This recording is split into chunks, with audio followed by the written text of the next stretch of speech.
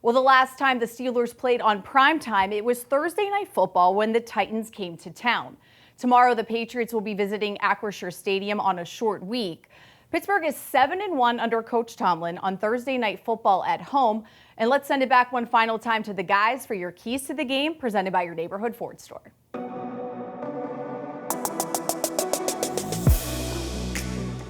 Back with head coach Mike Tomlin talking about the keys to this game. It is a big one. Both teams, short week. What's your number one thing on your checklist when you're looking at this game? No question, the short field component. As you mentioned, their defense has played really great and kept the score down, but they haven't produced a lot of turnovers. And I'd imagine in terms of changing the outcome of football games, that has to be on their agenda. And as always, it is a major agenda of ours. We didn't do a good enough job of getting it in the last outing. And it was significant. You think back to Cincinnati a couple weeks ago, that interception by Trent really kind of started us and got us going. And so the turnover component for both squads and their ability to play off potential turnovers will be a significant component of how this game unfolds.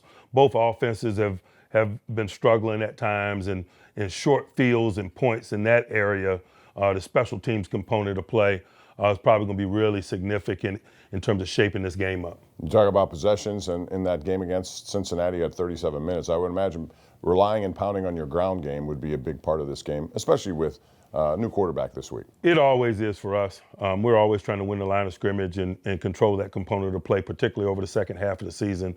That is our agenda. All right, what about kicking? The first time we've seen Chris Boswell miss one, in a long time. In a game like this, when you have two struggling offenses, those can be very big. Really significant. To be quite honest with you, I get very few reservations about Boz's ability to put it between the uprights. I've just seen it so long.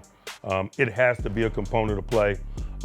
We can't be penalized in the kicking game because it really minimizes field positions. A couple weeks ago, we had some significant penalties in the punt return game, for example, and put us on some long fields that kept that scoring down in the first half in Cincinnati. And so we got to be clean from a penalty perspective to give our return game a chance, and no concerns about Boz and his ability to put it between the uprights. The one big thing from last week was the amount of pre-snap and formational penalties.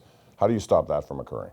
We just got to be sharper as individuals and as a collective in terms of the position that we put individuals in. But it's unacceptable to have pre-snap penalties. It's tough enough to execute post-snap in competition.